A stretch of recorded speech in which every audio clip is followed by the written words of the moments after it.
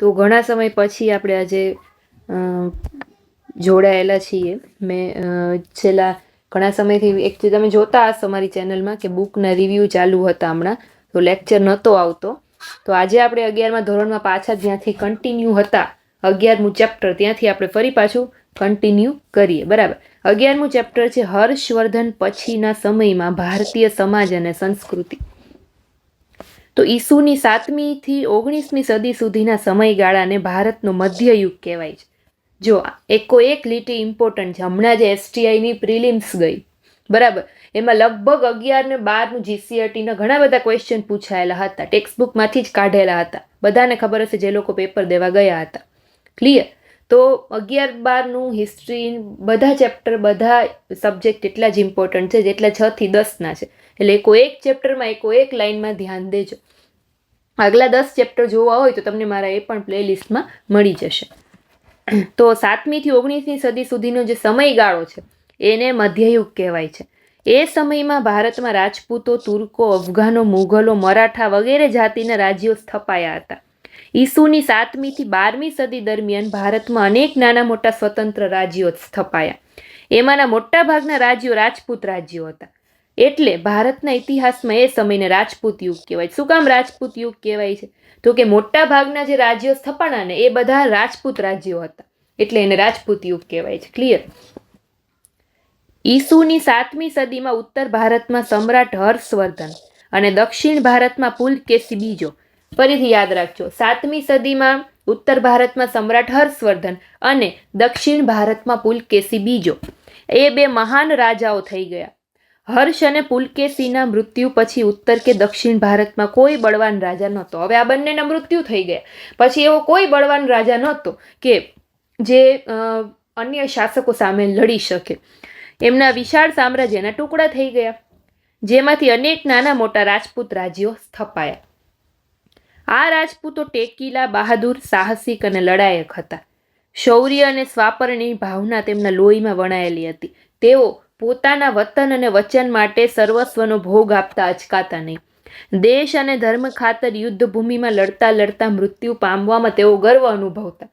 તેઓ ગૌ બ્રાહ્મણ પ્રતિપાલક હતા. તેમની સ્ત્રી સન્માનની ભાવના ઊંચી હતી. યુદ્ધમાં હારવાના સમયે પણ પીછેહઠ કરવાને બદલે તેઓ કેસરિયા કરતા. એમણે ભારતીય સંસ્કૃતિના વારસાને સમૃદ્ધ બનાવ્યો છે. રાજપૂત યુગમાં વાત કરેલી હતી. હવે ભાષા અને સાહિત્યમાં જો આપણે જોઈએ તો સૌથી પહેલા છે સંસ્કૃત. તો 7મી સદીમાં હજુ સંસ્કૃતને મુખ્ય ભાષા તરીકે પોતાનું સ્થાન ટકાવી રાખ્યું હતું. 7મી સદીમાં હજી મુખ્ય ભાષા સંસ્કૃત જ હતી. એ સમયે રામાયણ અને મહાભારત પ્રેરિત કાવ્ય ગ્રંથો લખાયા. કવિ જયદેવે ગીત ગોવિંદ નામે ગ્રંથ લખ્યો. જો આ કોઈ ગ્રંથના નામ અને એના કવિ અને એના લેખક જે છે એ યાદ રાખજો. કવિ જયદેવે ગીત ગોવિંદ નામનો ગ્રંથ લખ્યો, જે સંસ્કૃતનો સુંદરમાં સુંદર કાવ્ય ગ્રંથ ગણાય છે. ગીત ગોવિંદની પ્રસ્તુતિ ભારતની બધી ભાષાઓની સંગીત શૈલીમાં અને નૃત્ય શૈલીમાં થયેલી છે. યુરોપની 20 ભાષામાં આ ગ્રંથનું ભાષાંતર થયેલું છે. તો કવિ કલ્હણનો કાશ્મીરના ઇતિહાસને આલેખતો કાવ્યાત્મક પદ્ય શૈલીમાં રચેલો મહત્વપૂર્ણ ગ્રંથ એટલે રાજતરંગિણી. શું? રાજતરંગિણી. આ ગ્રંથ છે ભારતનો સર્વપ્રથમ માન્ય ઐતિહાસિક ગ્રંથ છે. એક્ઝામમાં એવો ક્વેશ્ચન પૂછાય કે ભારતનો સર્વપ્રથમ માન્ય ઐતિહાસિક ગ્રંથ કયો છે, તો કયો આવશે? રાજતરંગિણી. ચાલુક્ય રાજા વિક્રમાદિત્ય છઠ્ઠાના જીવન કવન પર આધારિત વિક્રમાંક દેવચરિત એ પણ એ યુગમાં લખાયેલો. તેમજ દક્ષિણ ભારતમાં સંસ્કૃત સાહિત્યની મોટા પ્રમાણમાં રચના થઈ. રાજશેખરે બાલ રામાયણ નામે નાટ્યકૃતિ લખી. જો એક્ઝામમાં પૂછે બાલ રામાયણ કોને લખેલું, તો રાજશેખરે. વિષ્ણુગુપ્ત શર્માએ હિતોપદેશ નામે બાલ વાર્તાઓનો સંગ્રહયુક્ત ગ્રંથ લખ્યો. હવે પ્રાદેશિક ભાષામાં શું લખાયું, તો કે આ સમયે સ્વતંત્ર નવા રાજ્યોના ઉદય સાથે પ્રાદેશિક ભાષાને ઉત્તેજન મળતા વિવિધ ભાષામાં સાહિત્ય સર્જન થયું. જેમ કે 9મી સદીમાં અપભ્રંશ નામે ઓળખાતી પ્રાદેશિક ભારતીય ભાષાનો વિકાસ શરૂ થયો. હિન્દી, કન્નડ, તમિલ, તેલુગુ, અવધી, મૈથિલી, ખડી બોલી તેમજ ગુજરાતી ભાષામાં ગ્રંથ લખાયા. પછી હિન્દીની જો વાત કરીએ તો હિન્દી સાહિત્ય છે જગતમાં વીરગાથા યુગનો પ્રારંભ આ સમયથી થયો. હિન્દીનો પ્રારંભ છે ક્યારથી થયો, તો આ સમયથી થયો. આલ્હા, ઉદલ, રાસો એ સમયની વીરગાથાઓ છે જે રાજપૂતના ક્ષેત્રોમાં લખાયેલી હતી. કન્નડની વાત કરીએ તો આ યુગમાં કન્નડ સાહિત્ય મોટા ભાગે જૈન ધર્મ ઉપર આધારિત હતું. કેના ઉપર રચાયું હતું? જૈન ધર્મ ઉપર. કવિ પંપ, પોના અને રન્નાને કન્નડ સાહિત્યના ત્રિરત્ન કહેવાય છે. ત્રિરત્નમાં ત્રણેયના નામ યાદ રાખજો, બરાબર? એક્ઝામમાં ગમે ત્યારે પૂછાય છે. હવે વાત કરીએ તમિલ ને તેલુગુની, તો કવિ નન્નૈયા છે તેલુગુ કવિ હતા. મહાભારતનો એણે તેલુગુમાં અનુવાદ કર્યો. એક્ઝામમાં પૂછાય કે મહાભારતમાં તેલુગુમાં અનુવાદ કરનાર કયા કવિ? તો કવિ નન્નૈયા, યાદ રાખજો. એને મહાભારતનો તેલુગુમાં ટ્રાન્સલેશન કરેલું હતું. નૈનાર એટલે કે શૈવ સંતોના ગીતો તિરુસંગમ, તિરુદત્તોદગઈ, તિરુમંદિરમ એ ગ્રંથમાં સમાવાયા. અલવાર સંતોના ગીતો નલિયર દિવ્ય પ્રબંધ નામના ગ્રંથ સંગ્રહિત થયા. હવે જો આજે આખું કોષ્ટક આપેલું છે એ પૂર્વ મધ્યકાલીન ભાષાની સાહિત્ય કૃતિઓ છે. જેમ કે સંસ્કૃત ભાષા છે તો એની રચના સોમદેવને શું એને રચના કરી? તો કે કથા સરિત સાગર 11મી સદીમાં સંસ્કૃત ભાષામાં. ત્યાર પછી બીજું સંસ્કૃત ભાષામાં રચાયેલું કલ્હણે જેની રચના કરી રાસ તરંગિણી ગ્રંથ. પછી જયદેવે સંસ્કૃત ભાષામાં રચના કરી ગીત ગોવિંદ. પછી બીજું સંસ્કૃત ભાષામાં શંકરાચાર્યએ ભાષ્ય આપ્યું. પછી હિન્દી ભાષામાં ચંદબરદાઈએ આપ્યું પૃથ્વીરાજ રાસો. કન્નડ ભાષામાં 1, 2, 3 ને 4 નૃપતંગે આપ્યું કવિરાજ માર્ગ. પંપાએ આપ્યું આદિપુરાણ. પોન્નાએ આપ્યું શાંતિપુરાણ ને રન્નાએ આપ્યું અજીતનાથ પુરાણ. આ બધું યાદ રાખજો, આ કોષ્ટક યાદ રાખવા માટે જ બનાવેલું છે. પછી કૃષ્ણ મિશ્ર તો કે પ્રબોધ ચંદ્રાય. રાજશેખર તો કપૂર મંજરી 9મી સદીનું નાટક છે. નારાયણ ભટ્ટ તો વેણી સહાર 8મી સદીનું છે. બિલ્હણ તો ચૌર પંચાસિકા એ મહાકાવ્ય 11મી સદીનું છે. ભારતમાં આ સમયનું પ્રથમ પુસ્તક બૌદ્ધ ગ્રંથ ધરણી સૂત્ર છે. કયું પ્રથમ પુસ્તક? ધરણી સૂત્ર. 10મી સદીમાં કવિ ધનપાલ રચિત ભવિષ્યત કાહા એ કૃતિ ગુજરાતી ભાષાની પ્રથમ કૃતિ મનાય છે. એક્ઝામમાં પૂછાય ગુજરાતી ભાષાની પ્રથમ કૃતિ કઈ છે? તો ભવિષ્યત કાહા. 11મી સદીમાં થયેલા રાજા ભોજ છે કવિરાજ કહેવાતા. તેમના સમયમાં લખાયેલ સરસ્વતી કંઠાભરણ ભાષા વ્યાકરણનો ગ્રંથ છે એ નોંધપાત્ર છે. 12મી સદીમાં સંત જ્ઞાનેશ્વર છે એને મરાઠીમાં ગીતા લખી હતી. એક્ઝામમાં પૂછાય કે 12મી સદીમાં મરાઠીમાં ગીતા લખનાર કોણ? તો યાદ રાખજો સંત જ્ઞાનેશ્વર. જૈન ધર્મમાં પણ આ સમયે ઘણા બધા ગ્રંથો લખાયા, જેમાં દિગંબર, જીનસેન સૂર્યે શું કયું લખ્યું? તો કે હરિવંશ પુરાણ. પછી હેમચંદ્રાચાર્યએ લખ્યું સિદ્ધહેમ શબ્દાનુશાસન. આ ગ્રંથને હાથીની અંબાડી ઉપર મૂકીને સિદ્ધરાજ જયસિંહ તથા હેમચંદ્રાચાર્ય ખુલ્લા પગે ચાલીને શોભાયાત્રા કાઢી હતી. આ જે ગ્રંથ છે ને સિદ્ધહેમ શબ્દાનુશાસન, એની શોભાયાત્રા કાઢી હતી. તે ઉપરાંત હેમચંદ્રાચાર્યએ દ્રયાશય નામે પણ ગ્રંથ લખ્યો, જે ગુજરાતી ભાષામાં લખાયેલો એક ઇતિહાસ ગ્રંથ છે. કેટલાક જૈન સાધુઓએ રાજાઓના જીવન ચરિત્રો પણ સંસ્કૃતમાં લખેલા છે. ત્યાર પછી વાત કરીએ ધર્મ અને ચિંતનની, તો આ યુગને આચાર્ય યુગ પણ કહેવાય છે. આ સમયે આચાર્યો અને ધર્મગુરુનો હતો, જેમણે ભારતીય સંસ્કૃતિના વૈચારિક વહેણને નવી દિશા આપી. તેમાં કુમારીલ ભટ્ટ, શંકરાચાર્ય, ઉત્પલાચાર્ય, ઉદયાનચાર્ય, ગોરખનાથ, રામાનુજાચાર્ય, સંત જ્ઞાનેશ્વર, હેમચંદ્રાચાર્ય આ બધા મુખ્ય છે. દક્ષિણ ભારતના તમિલ સંતોએ વિષ્ણુ ભક્તિનો મહિમા વધારી હિન્દુ ધર્મમાં ભક્તિ સંપ્રદાયનો આરંભ કર્યો. ઈશ્વરની ભક્તિથી મોક્ષ મળી શકે છે એવો ભક્તિ માર્ગના સંતોએ લોકોને પ્રાદેશિક ભાષામાં ઉપદેશ આપ્યો. રામાનુજાચાર્ય છે એને ભક્તિ સંપ્રદાયનો ખૂબ પ્રચાર કર્યો. એમણે પોતાના ઉપદેશમાં માનવ વચ્ચે સમાનતા સ્થાપવા અનુરોધ કર્યો. આ યુગમાં શંકરાચાર્યએ દ્વારિકા, બદ્રીનાથ, કાંચી, જગન્નાથપુરી એવા 4 મઠોની સ્થાપના કરી અને હિન્દુ ધર્મનો મહિમા વધારે. આજે 4 મઠો છે ને, દ્વારકા, બદ્રીનાથ, કાંચી ને જગન્નાથપુરી, એ 12મી સદીમાં ટૂંકમાં એ યુગમાં થયો હતો. એમ 4 દિશામાં મઠો સ્થાપવાની વિશેષતા એ હતી કે અખંડ ભારતનું ઐક્ય બની રહે. તેમણે રચેલા ઉપનિષદો, બ્રહ્મસૂત્રો અને ગીતા ત્રણેય ગ્રંથને પ્રસ્થાનત્રયી કહેવાય છે. ઉપનિષદો, બ્રહ્મસૂત્રો અને ગીતા ત્રણેયને શું કહેવાય છે? પ્રસ્થાનત્રયી. એના ઉપર તેમણે ભાષ્ય લખ્યું. ત્યાર પછી બધા જ આચાર્યોએ તે પરંપરા જાળવી રાખી. ત્યાર પછી બૌદ્ધ ધર્મનું પતન થઈ ગયું. તે પૂર્વ ભારત પૂરતો મર્યાદિત બની ગયો. ગુજરાત અને રાજસ્થાનમાં જૈન ધર્મનો ઉદય થયો. પછી જૈન ધર્મ છે એ ગુજરાતના સાંસ્કૃતિક વિકાસમાં મહત્વનો ફાળો આપ્યો. ગુજરાતમાં હેમચંદ્રાચાર્ય નામના જૈન ધર્મના મહાન વિદ્વાન આચાર્ય થઈ ગયા. એમણે અને એમના વિદ્વાન શિષ્ય વૃંદ ઉપરાંત અન્ય જૈન આચાર્યોએ જૈન ધર્મને લોકભોગ્ય બનાવ્યો. તો સિંધ પ્રદેશમાં 10મી સદીમાં સંત ઝૂલેલાલ થઈ ગયા. તેમણે સિંધના શાસકોના અન્યાયી ત્રાસમાંથી હિન્દુ મુસ્લિમોને છોડાવી નિર્ભય બનાવ્યા. તેથી હિન્દુ મુસ્લિમ તેમની ઉપાસના કરવા લાગ્યા. તેમનો જન્મદિવસ ચેટીચાંદ, જે ચેટીચાંદ ઉજવાય છે ને, એ આ બધા કારણોથી ઉજવાય છે એમ. હર્ષવર્ધનના સમય પછી મોટા ભાગના રાજાઓ હિન્દુ ધર્મ તરફ વળ્યા. હવે હર્ષવર્ધનનો જ્યાંથી સમય ગયો પછી શું થયું કે જેટલા રાજાઓ હતા એ બધા હિન્દુ ધર્મ તરફ વળ્યા. આદ્ય શંકરાચાર્યએ લોકોમાં હિન્દુ ધર્મ પ્રત્યે શ્રદ્ધાનો સંચાર કર્યો. જો આદિ શંકરાચાર્યનો ફોટો છે. હિન્દુ ધર્મમાં એમણે અનેક સુધારા કર્યા. બૌદ્ધ અને જૈન ધર્મનો કેટલાક લોકપ્રિય તત્વોની રીત રસમમાં એણે અપનાવી લીધી. શંકરાચાર્યએ લોકોને પરમાત્મા સાથે એકરૂપ થવાની શીખ આપી. એમણે અદ્વૈતવાદનો સિદ્ધાંત આપી હિન્દુ ધર્મનું પુનરુત્થાન કર્યું. હિન્દુ ધર્મમાં પ્રાચીન દેવદેવીઓને બદલે હવે નવા દેવોની પૂજા શરૂ થઈ. મહાવીર સ્વામી અને ગૌતમ બુદ્ધને પણ લોકો દેવના અવતાર તરીકે પૂજવા લાગ્યા. આમ મધ્યયુગની શરૂઆત ક્યાંથી થઈ તો કે મૂર્તિ પૂજાથી થઈ. આખા હિન્દુસ્તાનમાં ઠેર ઠેર અનેક દેવી દેવીઓના નાના મોટા મંદિરો બંધાવા લાગ્યા. હવે તમે જોવો જ છો, હવે તો શેરીએ શેરીએ મંદિરો હોય છે. ટૂંકમાં આ બધી મૂર્તિ પૂજાની આપણે જે અત્યારે કરીએ છીએ એની શરૂઆત ક્યારથી થઈ તો કે મધ્યયુગથી થઈ. કાશ્મીર, કનોજ, પાટણ અને ધારાનગરીના રાજાઓએ તથા દક્ષિણ હિન્દમાં રાષ્ટ્રકૂટ, પલ્લવ અને ચોલ રાજાઓએ વિદ્વાનોને સારો આશ્રય આપ્યો. વલ્લભીના મૈત્રક રાજાઓ અને અન્ય રાજવીઓ પોતાને પરમ માહેશ્વર એટલે કે શિવના ઉપાસક ગણાવતા. આ સમયમાં ગુજરાતમાં શિવ, શૈવ, વૈષ્ણવ, બૌદ્ધ ને જૈન ધર્મ આ ચાર છે એનો વધારે ઉદય થયો. કયા કયા? શિવ, પછી વૈષ્ણવ, બૌદ્ધ અને જૈન ધર્મ. જો હવે આદિ શંકરાચાર્ય છે તો એનો જન્મ ઈસવીસન 788માં કેરળના કાલડી ગામે થયો. જ્યારે કુમારીલ ભટ્ટ છે એનો 8મી સદીમાં આસામમાં જન્મ થયો. પછી આદિ શંકરાચાર્ય છે એ બ્રહ્મ, સત્ય, જગત, મિથ્ય એવું એને સૂત્ર આપેલું છે. કુમારીલ ભટ્ટ છે એને કર્મ અને ભક્તિનો ઉપદેશ આપ્યો. આદિ શંકરાચાર્ય છે જગત ભ્રામક છે, ખરું તત્વ તો બ્રહ્મ છે એવું એને કીધેલું છે. કુમારીલ ભટ્ટ શું કહે છે તો કે જ્ઞાન કરતાં ધાર્મિક ક્રિયાનું વધુ મહત્વ છે એવું એ કહે છે એમ. પછી આદિ શંકરાચાર્ય તો કે જીવ અને બ્રહ્મ એક જ છે, અદ્વૈતવાદનો સિદ્ધાંત આપ્યો. કોને આપ્યો એવું એક્ઝામમાં પૂછે. અદ્વૈતવાદનો સિદ્ધાંત આપનાર કોણ? તો આદિ શંકરાચાર્ય, યાદ રાખજો. તેમણે વિશિષ્ટ દ્વૈતનો સિદ્ધાંત આપ્યો.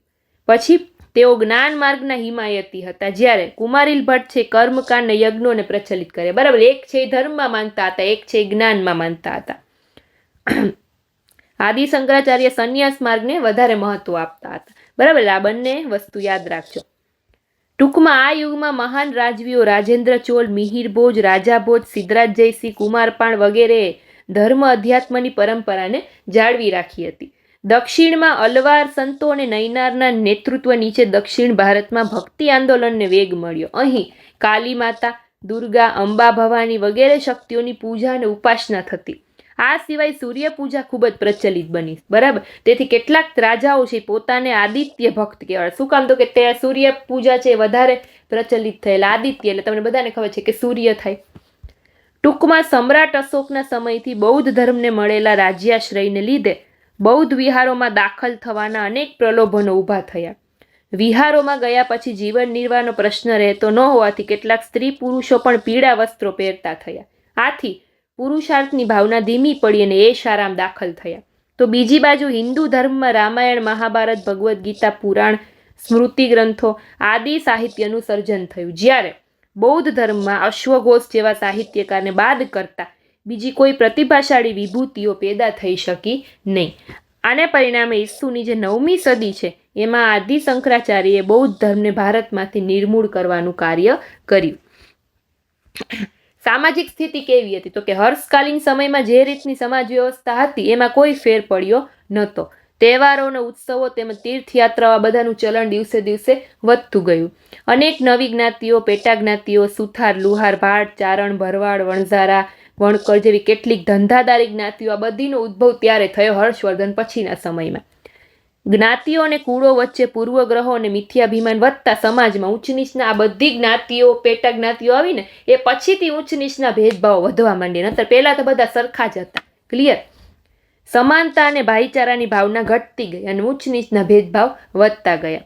આ યુગની શરૂઆતમાં સ્ત્રીઓ પ્રત્યે સન્માનની ભાવના પ્રવર્તતી હતી.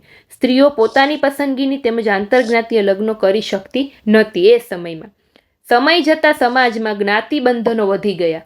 બાળકીને જનતાવે દૂધ પાઈને મારી નાખવાનું અને સતી થવા એવા ઘણા બધા કુરિવાજો પણ ત્યારે વધી ગયા હર્ષવર્ધન ગયા પછી.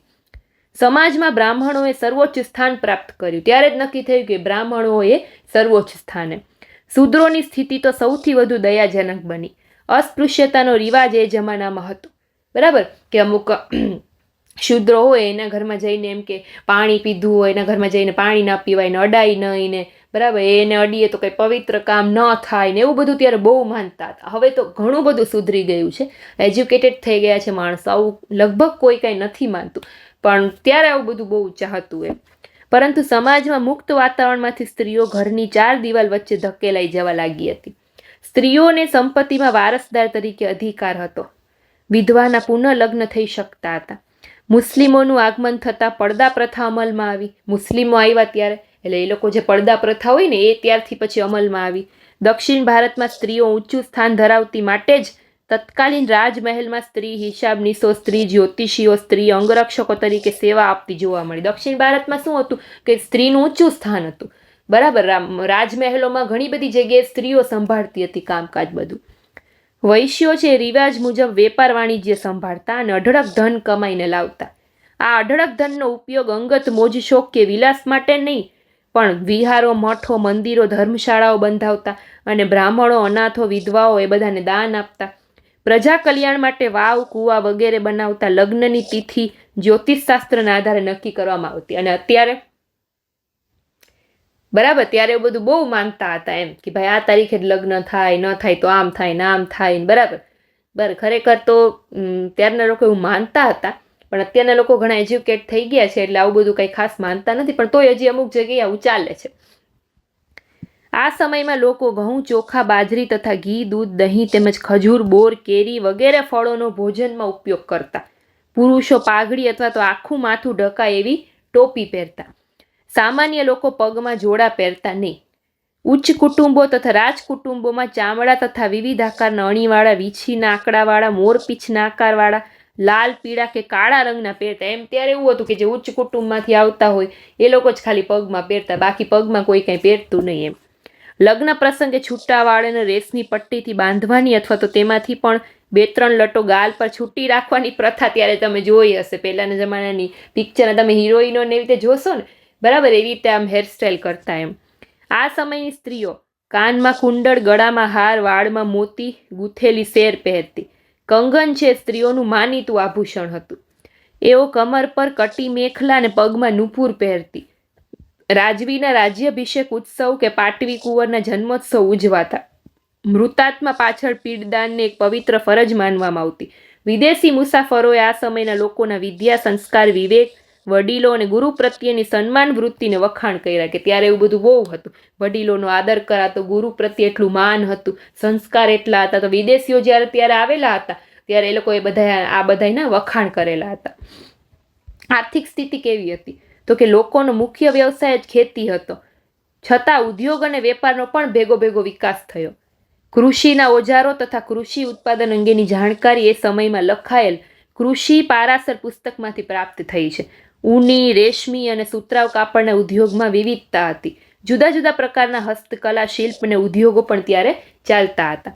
વેપારી મંડળો કાર્યરત હતા. તેના સદસ્ય હોવું એક સન્માનજનક ગણાતું ત્યારના સમયમાં. ભારતનો વેપાર છે દક્ષિણ પૂર્વના દેશો અને પશ્ચિમ એશિયાના દેશો સાથે ચાલતો હતો. ઇત્સિંગ નામના ચીની પ્રવાસીના જણાવ્યા અનુસાર ભારતમાંથી કાષ્ઠ કલાના નમૂનાઓ છે. ચંદનના લાકડા, કપૂર, જાયફળ, લવિંગ, નારિયેળ, સુતરાઉ કાપડ, મલમલ, હાથીદાંતની વસ્તુઓ એ બધું વિદેશોમાં જતું. ત્યારે વિદેશમાં ખાસ કરીને આરબ દેશમાંથી ઉત્તમ ઓલાદના અરબી ઘોડાઓ, ખજૂર, શરાબ બધાની આયાત થતી. અને આ બધું જે મેં આગળ આપણે જે કીધું એ બધું જતું વિદેશમાં. સમ્રાટ હર્ષવર્ધનના મૃત્યુ પછી નાના મોટા હિન્દુ રાજ્યોમાં નવી સામંતશાહી અર્થવ્યવસ્થા ઊભી થઈ. રાજપૂત રાજાઓએ પોતાના કૃપાપાત્ર પ્રધાનો, સામંતો, અમાત્યોને રાજ્યના અમુક ગામો ભેટ આપી અને મહેસૂલ વસૂલ કરવાનું કામ સોંપવા માંડ્યું. એના બદલામાં એ લોકો ઉઘરાવેલી મહેસૂલનો અમુક ભાગ રાજ્યની તિજોરીમાં જમા કરાવતા અને રાજા જ્યારે માંગે ત્યારે સૈનિકો પૂરા પાડતા. બરાબર, આવી રીતે સામંતશાહી પદ્ધતિ ત્યારે ચાલતી હતી. સામાન્યતઃ રાજ્યની બધી જમીન રાજાની માલિકીની જ ગણાતી. જેટલી જમીન હોય બધી માલિકી કોની તો કે રાજાની. સામંતોની નિમણૂક વંશ પરંપરાગત હોવાથી અને એમના રાજા જેવા અધિકાર હોવાથી પોતાની હકુમત હેઠળના પ્રદેશમાં જાણે પોતે રાજાઓ એવી જ રીતે વર્તતા. રાજાઓ બ્રાહ્મણો મંદિરો તથા વિહારોને ભૂમિદાન આપતા, એટલે કે જમીન દાનમાં આપતા. તેને લગતા દાન શાસન તામ્રપત્રો પર કોતરાવીને આપતા. કલા અને સ્થાપત્યની જો વાત કરીએ તો આ યુગમાં સ્થાપત્ય ક્ષેત્રે સૌથી વધુ નિર્માણ મંદિરોનું થયું. સૌથી વધુ મંદિરનું નિર્માણ થયું. આ સમયની કલાના બે ભાગ પાડી શકાય. એક તો ઉત્તર ભારતની શિલ્પકલા અને બીજું દક્ષિણ ભારતની કલા. ઉત્તર ભારતમાં મંદિરની સ્થાપત્ય શૈલી નાગર શૈલી તરીકે ઓળખાય અને દક્ષિણ ભારતમાં જે છે એ દ્રવિડ શૈલી તરીકે ઓળખાય. જેમ કે પલ્લવ શૈલી, ચાલુક્ય શૈલી, ચોલ શૈલી વગેરે. એમાં પલ્લવ શૈલીના મંદિરો એકદમ નોંધપાત્ર છે. ડુંગરોને ગુફાની જેમ કોતરીને બનાવેલા આ શૈલીના સ્થાપત્યો મંડપ નામે ઓળખાય છે. તેને ગુફા મંદિરો પણ કહેવાય. આ ગુફા મંદિરમાં પલ્લવ રાજા મહેન્દ્ર વર્માએ બંધાવેલ ઉંડવલી મંડપ જાણીતો છે. રાષ્ટ્રકૂટ રાજાએ બંધાવેલું કૈલાશ મંદિર પણ જાણીતું છે. મંદિરના સ્થાપત્યમાં ગર્ભગૃહને ફરતો પ્રદક્ષિણા પથ, મંડપ, મુખ મંડપ, એ ઉપરાંત પિરામિડ, ઘાટની પગથી બંધી ટોચ એવા અંગો છે જોવા મળે. જો આવી રીતની હોય, બરાબર. ઉત્તર ભારતમાં મંદિરની લાક્ષણિકતા એના ગોળ શિખરો અને સ્તંભ વિનાના ખંડો છે. ઉત્તર ભારતમાં ગોળાકાર શિખરવાળા મંદિરો બંધાય. શિખર કેવું હોય મંદિરનું? તો કે ગોળાકાર. જ્યારે દક્ષિણ ભારતમાં કેવું હોય? તો કે શંકુ આકાર. આ શિખરો પિરામિડ જેવા એક માળની ઉપર બીજો માળ એવું થતો દેખાય એમ. ગોપુરમ તરીકે જાણીતા મંદિરનું પ્રવેશ દ્વાર એ આ યુગના દક્ષિણ ભારતના મંદિરની વિશેષ. દક્ષિણ ભારતમાં જેટલા મંદિરો હતા ને એમાં ગોપુરમ કહેવાતું, જે પ્રવેશ દ્વાર હોય ને એને. આ યુગમાં દક્ષિણ ભારતમાં ધાતુના શિલ્પ બનાવવાની કલાનો વિકાસ થયો. ચિત્તૂર જિલ્લામાંથી મળી આવેલી કાંસાની નટરાજની મૂર્તિ એ ધાતુ શિલ્પ કલાનો શ્રેષ્ઠ નમૂનો છે. બૃહદેશ્વર મંદિરની વાત કરીએ. જો આર્યો ફોટો. તમિલનાડુના તાંજોરમાં ચોલ વંશના મહાન રાજવી રાજારાજ ચોલે આ શિવ મંદિર બંધાવેલું હતું. તેથી આ મંદિરને રાજરાજેશ્વર મંદિર પણ કહેવાય છે. 65 મીટરની ઊંચાઈ કેટલી? તો કે 65 મીટર. એ પ્રાચીન ભારતનું સૌથી મોટું મંદિર છે. એક્ઝામમાં પૂછાય પ્રાચીન ભારતનું સૌથી મોટું મંદિર કયું? તો બૃહદેશ્વરનું મંદિર, જેની ઊંચાઈ 65 મીટર છે અને જેને બંધાયું રાજા ચોલે. આ સ્થાપત્ય, બરાબર, એની વિશેષતા એ છે કે એનો પડછાયો પૃથ્વી ઉપર નથી પડતો. એ એની વિશેષતા છે. ખજુરાહો મંદિર વર્તમાન મધ્યપ્રદેશમાં 11મી સદીમાં ચંદેલ વંશની રાજધાની ખજુરાહોમાં ગ્રેનાઇટ પથ્થરમાંથી 80 મંદિરનું નિર્માણ કરાયું. વર્તમાન સમય એમાંથી 25, હવે અત્યારે તો 25 જ મંદિર છે, પણ ટોટલ 80નું નિર્માણ થયેલું હતું ત્યારે. મુખ્ય મંદિરમાં શિવ, લક્ષ્મણ, પાર્વતી, ચતુર્ભુજ એ બધા દેવોના મંદિરો છે. ખજુરાહોમાં કામશાસ્ત્રને લગતા શિલ્પો છે. તેની શિલ્પકલાને ભારતની શ્રેષ્ઠ શિલ્પકલા માનવામાં આવે છે. ભારતની શ્રેષ્ઠ શિલ્પકલા કયા મંદિરમાં? તો કે ખજુરાહોના મંદિરમાં. હમ્પીનું વિઠ્ઠલ મંદિર વિજયનગર સામ્રાજ્યમાં બનેલ શિલ્પકલાનો ઉત્તમ નમૂનો છે. અહીંના મંદિરમાં 7 સ્તંભો છે, જેમાં ટકોરો મારવાથી તબલા, વીણા, વાંસળી કે સારેગમ પધનિસા જેવો ધ્વનિ તમને સંભળાય છે. દક્ષિણ ભારતના મોટાભાગના મંદિરો તમિલનાડુમાં વધારે નિર્માણ પામ્યા છે, એટલે એને મંદિરોની રાજધાનીનું રાજ્ય કહે છે. કોને? તમિલનાડુને. રથ મંદિરોની વાત કરીએ તો આજે રથ મંદિરો છે એક જ પહાડ કે મહાશિલાને કોરીને બનાવેલા હોય છે, જેમાં મહાબલીપુરમના 5 રથ મંદિરો અને કોણાર્કનું સૂર્ય મંદિર, આ 2 રથ મંદિરો છે. જો આ રીતે ચેન્નઈથી 60 કિલોમીટર દૂર મહાબલીપુરમ આવેલું છે. પલ્લવ વંશના રાજવી નૃસિંહ વર્મને બંધાવેલું હતું. આ રાજવીએ અહીં રથ આકારના 7 ખડક મંદિરોનું નિર્માણ કરાવેલું. એમાંથી 2 મંદિરો છે તો સમુદ્રમાં વિલીન થઈ ગયા અને હાલમાં ખાલી 5 જ મંદિરો હયાત છે. આ મંદિરોમાં નામ પાંડવોના નામ ઉપરથી પાડવામાં આવેલ છે, જેમાં સૌથી નાનું મંદિર દ્રૌપદીનું ને સૌથી મોટું મંદિર છે એ ધર્મરાજ યુધિષ્ઠિરનું છે. પાંડવોના નામ ઉપરથી પાડ્યા છે. બધા જ મંદિરો આકાર પ્રકારમાં એકબીજાથી થોડા જુદા પડે. અહીં આવેલા હાસ્ય મૃદાયુક્ત વિષ્ણુની મૂર્તિ અને મહિષાસુર મર્દિનીની મૂર્તિ જેવા શિલ્પો કલાના ઉત્તમ નમૂના રૂપને જોવાલાયક છે. ત્યાર પછી કોણાર્કનું સૂર્ય મંદિર, તો ઓરિસ્સાના પુરી જિલ્લામાં સૂર્ય મંદિર આવેલું છે. એમના કાળા પથ્થરોનો એમાં વધારે ઉપયોગ થયો છે, એટલે એને કાળા પેગોડાના નામે ઓળખાય. શું કામ? તો કે એમાં કાળા પથ્થરો વધારે વપરાણા છે. 12 વિશાળ પૈડાથી 7 ઘોડા દ્વારા ખેંચાઈ રહેલા રથ મંદિરને જોવા વિદેશમાંથી ઘણા લોકો આવે છે. જો આ કોણાર્કનું સૂર્ય મંદિર. પછી મોઢેરાનું સૂર્ય મંદિર, તો સોલંકી વંશના રાજવી ભીમદેવ પ્રથમે મોઢેરામાં સૂર્ય મંદિર બંધાવેલું, એટલે કે મહેસાણા જિલ્લામાં. પૂર્વ દિશામાંના પ્રવેશદ્વારમાંથી સૂર્યનું કિરણ ગર્ભગૃહમાં રહેલ જે સૂર્ય પ્રતિમા છે ને મુકુટના મણી ઉપર સીધું સૂર્યનું પહેલું કિરણ પડે છે એવું કહેવાય છે ત્યાં મોઢેરાના સૂર્ય મંદિરમાં. કૈલાશ મંદિર તો મહારાષ્ટ્રમાં ઔરંગાબાદ જિલ્લામાં ઇલોરાની ગુફામાં ભારતનું સૌથી મોટું શિલ્પ સ્થાપત્યયુક્ત કૈલાશ મંદિર આવેલું છે. તે બીજા મંદિરોની જેમ બાંધેલું મંદિર નથી, પરંતુ પર્વતની વિશાળ શિલામાંથી આખું મંદિર કોતરી કાઢેલું છે. રાષ્ટ્રકૂટ વંશના રાજવી કૃષ્ણરાજ પહેલાએ એ બંધાવેલું છે. શું? કૈલાશ મંદિર. આખા મંદિરની ઊંચાઈ 30 મીટર છે, લંબાઈ 50 મીટર અને પહોળાઈ કેટલી છે? તો કે 33 મીટર. અહીં હાથીનું એક વિશાળ શિલ્પ આવેલું છે. બૌદ્ધ અને જૈન ધર્મનું સ્થાપત્ય તો કે ભારતમાં શિલ્પ સ્થાપત્યોમાં જૈન અને બૌદ્ધ ધર્મ એમ બંને ધર્મનો મોટો પ્રભાવ છે. શેત્રુંજય, ગિરનાર કે આબુના ડુંગર ઉપરના દેરાસરો છે એ જૈન સ્થાપત્યના સુંદર નમૂના છે. તો બૌદ્ધ ધર્મના ગુફા મંદિરમાંના વિહારો, ચૈત્યો અને ગુફા મંદિરોની ભીત ઉપર આલેખાયેલી બુદ્ધના જીવન પ્રસંગોની ચિત્રાવલીઓ એ ભારતીય કલા ક્ષેત્રનું ગૌરવ છે. મહારાષ્ટ્રમાં અજંતા અને ઇલોરાની ગુફા છે એ વિશ્વવિખ્યાત છે, બધાએ નામ સાંભળેલું હશે. પાલ વંશના રાજવી દેવપાલે મહાબોધિ મંદિરનું નિર્માણ કરાવ્યું. ત્યાર પછી દેલવાડાના દેરા તો ગુજરાતના રાજવીઓ દ્વારા સોલંકી યુગમાં બનાવવામાં આવેલા દેલવાડાના જૈન દેરાસર આરસ પહાણમાંથી રચાયેલા શ્રેષ્ઠ સ્થાપત્યો છે. તેના ઘુમ્મટની કલાકૃતિનો ક્યાંય જોટો જડે એમ નથી. વસ્તુપાળ ને તેજપાળ નામના વણિક પ્રધાનોએ 12મી સદીમાં મંદિરો બંધાવ્યા. કોને? વસ્તુપાળ અને તેજપાળ. આ રહ્યું જો દેલવાડાના દેરા. નગર સ્થાપત્ય તો ચોલ વંશના રાજવી રાજેન્દ્ર ચોલે ગંગેકૌડ ચોલપુરમ નામે નવું બંદરીય શહેર વસાવીને એનો વિકાસ કર્યો. માળવાના પરમારવંશી રાજવી રાજા ભોજે પોતાની રાજધાની માટે ધારાનગરી નામે નવા શહેરનું નિર્માણ કરાવ્યું, તેમજ પોતાના નામ ઉપરથી ભોજપુર નામે નવું નગર વસાવ્યું.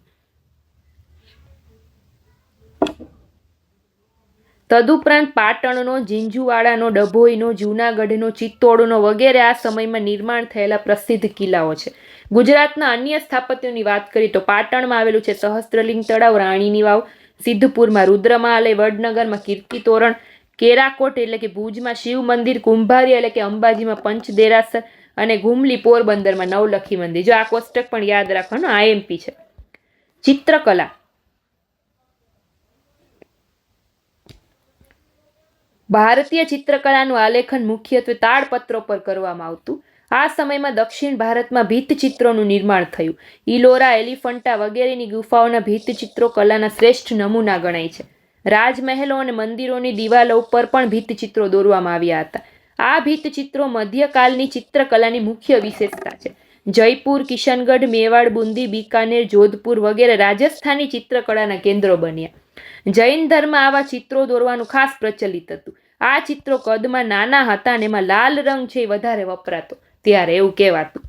વિજ્ઞાન અને ટેકનોલોજી તો કે ચીની યાત્રાળુ યુએન સ્વાંગે આ યુગની વૈદક શાસ્ત્રની પદ્ધતિની ખૂબ પ્રશંસા કરી. ભારતના વૈદક શાસ્ત્રીઓમાં 9મી સદીમાં થઈ ગયેલા વાઘભટ્ટ છે બહુ જાણીતા હતા અને એમણે અષ્ટાંગ હૃદય નામે ગ્રંથ લખ્યો. ભારતની ગણિત વિદ્યાનો આરબ દ્વારા યુરોપના દેશમાં ફેલાવો થયો. ભાસ્કરાચાર્ય નામના પ્રખ્યાત ગણિતશાસ્ત્રીએ પોતાની પુત્રી લીલાવતીના નામે બીજ ગણિત ગ્રંથો લખ્યા. કોઈ પણ સંખ્યાને શૂન્યથી ભાગવામાં આવે તો એનું ફળ અનંત અંક સુધી આવે એવો ઉલ્લેખ કોણે કર્યો છે? તો કે ભાસ્કરાચાર્ય. તમને ખબર હશે ગણિતમાં. ચતુર્ભુજ ક્ષેત્રફળ એની બાજુઓ ઉપરથી કાઢવાની રીત પણ આ ગ્રંથોમાં આપેલી છે. એ ઉપરાંત એમણે સિદ્ધાંત શિરોમણી પુસ્તક 4 ભાગમાં લખ્યું. આ પુસ્તકનો અનુવાદ અરબી અને ફારસી ભાષામાં થયો છે. ઔષધ શાસ્ત્ર ઉપર લખાયેલા ગ્રંથો ચરક સંહિતા અને સુશ્રુત સંહિતાનો અનુવાદ અરબી અને તિબેટી ભાષામાં થયો. ઔષધિ વિજ્ઞાન ઉપર માધવે પણ ઘણા સંશોધન ગ્રંથો લખ્યા હતા. 9મી સદીમાં ગોવિંદ ભગતે રસાયણશાસ્ત્રને લખતો રસ હૃદય ગ્રંથ લખ્યો, તો ખગોળશાસ્ત્ર નામે ગ્રંથ મુંજાલે લખ્યો. આ તમામ બાબતો ભારતની આ ક્ષેત્રની પ્રગતિ દર્શાવે છે. વેપાર અને વાણિજ્યની જો વાત કરીએ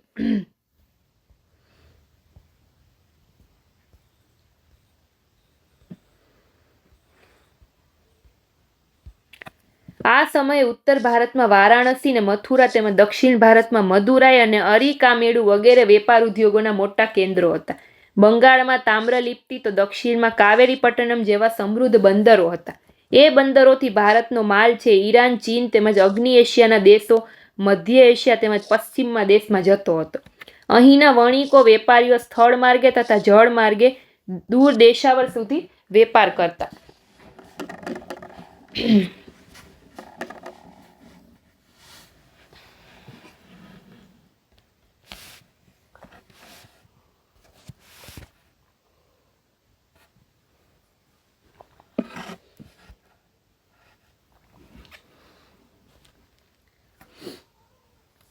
આ બંદરોથી કાપડ, ચામડું, મરી મસાલા, ખાંડ, ગળી, ગુગળ, લાખ વગેરે વિદેશોમાં જતું અને વેપારીઓ છે પુષ્કળ ધન કમાતા.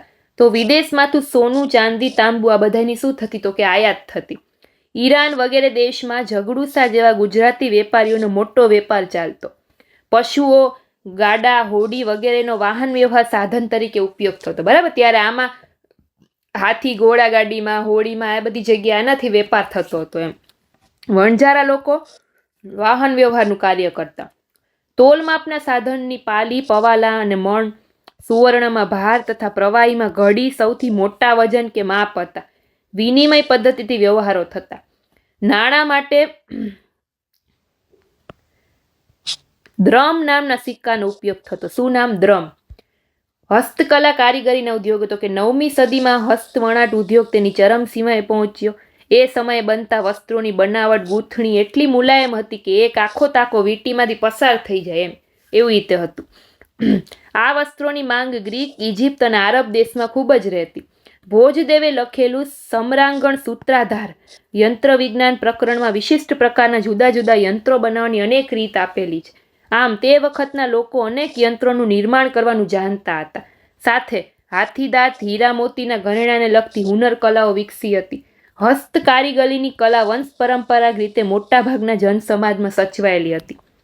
સોનીઓ, સોના ચાંદીના અલંકારો બનાવતા, ચમાર છે વિવિધ પ્રકારની મોજડી બનાવતા, હળ, ગાડું, રથ બનાવતા, સુથારી ને લુહારી કામના કારીગરો ગામે ગામ હતા. ત્યારે ચિત્રામણવાળા માટીના વાસણો, ઈંટો બનાવવાના ઉદ્યોગો, મણકા ઘડવાના, મીના કારીગરીના ઉદ્યોગો, આ બધા ઉદ્યોગો ત્યારે વિકસ્યા હતા. લોખંડમાંથી હથિયારોનું ઓજાર બનતા, જાત જાતના વાસણ બનતા.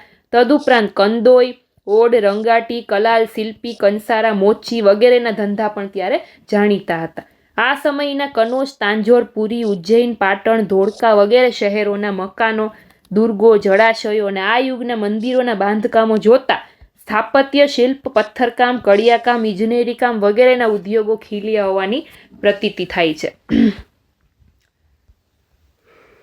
અગ્નિ એશિયા અને પૂર્વ એશિયાના સવિશેષ સંદર્ભ સાથે વિદેશમાં ભારતીય સંસ્કૃતિનો પ્રસાર કઈ રીતે થયો એ આપણે જોવાનું છે. તો જો આમાં શું છે તો કે ભારતની જેમ અહીંના લોકો શાકાહારી હતા. તેનો મુખ્ય ખોરાક પણ ઘઉં ને ચોખાનો હતો. જમ્યા પછી તેઓ પાન ખાતા. ટૂંકમાં પહેલા કેમ હતું એ બધું છે. બરાબર. અહીંના રાજવીઓ તે બધા પ્રત્યે માન નિભાવના રાખતા. બ્રહ્મદેશ, સિયામ, સિલોનમાં મુખ્યત્વે બૌદ્ધ ધર્મ પ્રચલિત થયો. ત્યારે બાકીના દેશમાં પૌરાણિક ધર્મે વર્ચસ્વ જાળવી રાખ્યું. હિન્દુ ધર્મમાં શૈવ ધર્મના પ્રચાર સારા પ્રમાણમાં હતો. બાલી ટાપુમાં તો આજે પણ લગ્ન, જનોઈ, મરણ પ્રસંગો પર બ્રાહ્મણ પુરોહિત મંત્ર બોલી અને શાસ્ત્રોક્ત વિધિથી ક્રિયાઓ કરાવે છે. અહીં શૈવ અને વૈષ્ણવ ધર્મના બધા જ દેવદેવીઓની મૂર્તિ જોવા મળે છે. સાથે અહીંના સ્થાનિક દેવદેવીતાને પણ ભારતીય દેવોમાં સમાવી લેવામાં આવ્યા હતા. મુનિ અગસ્ત્યની મૂર્તિઓ ઠેર ઠેર જોવા મળે છે. તેને અહીંના કેટલાક લોકો ભટ્ટાગુરુ તરીકે ઓળખે છે. તેના વડે ભટ્ટાગુરુ. હવે જો વર્તમાન અત્યારે શું કહેવાય છે ને એ દેશના પ્રાચીન નામ આપેલા, જેમ કે વિયેતનામ છે તો અત્યારે એને પહેલા એને ચંપાનમ કહેવાતું. થાઈલેન્ડ છે તો પહેલા એને સિયામ કહેવાતું. અત્યારે જે મલેશિયા છે તો પહેલા એને મલયા કહેવાતું. અત્યારે જે શ્રીલંકા છે તો પહેલા એને સિલોન કહેવાતું છે. એટલે આ પણ પૂછાઈ જાય છે. શ્રીલંકા તો કે અહીંની સિંહાલી પ્રજા બૌદ્ધ ધર્મ પાળે છે. આ ઉપરાંત વૈશાખી પૂર્ણિમાએ તેમજ ધાર્મિક દીક્ષા લેતી વખતે ભારે ઉત્સવ ઉજવવામાં આવતો. અહીં લક્ષ્મણ અને ઇન્દ્રના મંદિરો પણ આવેલા છે. ક્યાં? શ્રીલંકામાં. પછી પૂર્વ એશિયાના જાપાન, ચીન, કોરિયા, તિબેટ એમાં ચીન મારફતે ધર્મ અને ભારતીય સંસ્કૃતિની ઊંડી અસર થઈ હતી.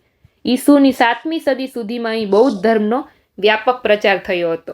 જાપાન તો કે જાપાનમાં પણ સૂર્યવંશી રાજાઓએ શાસન સૂત્રો સંભાળેલા જણાય છે.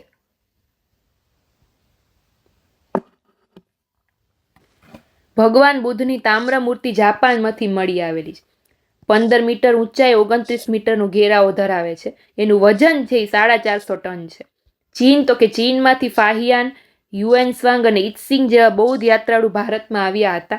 જ્યારે ભારતની પ્રખ્યાત નાલંદા વિદ્યાપીઠના આચાર્ય શાંત રીક્ષત અને પદ્મસંભવ તિબેટ ગયા હતા. ઇત્સિંગે ભારત અને દક્ષિણ પૂર્વ એશિયામાં બૌદ્ધ ધર્મની સ્થિતિ વિશે નોંધ કરેલી છે. બૌદ્ધ ધર્મના ઘણા મૂળ ગ્રંથો ભારતમાં નથી. તે ચીની યાત્રાઓને પરિણામે ચીની ભાષામાં મળી આવે છે. સુમાત્રા એટલે કે શ્રી વિજય, સિંહપુર, સિંગાપોર. બરાબર. તો સિંહપુર છે એનું પાટનગર છે. બરાબર. આ સમયમાં એશિયાના લોકો સાંસ્કૃતિક રીતે એકબીજાની નજીક આવી ચૂક્યા હતા.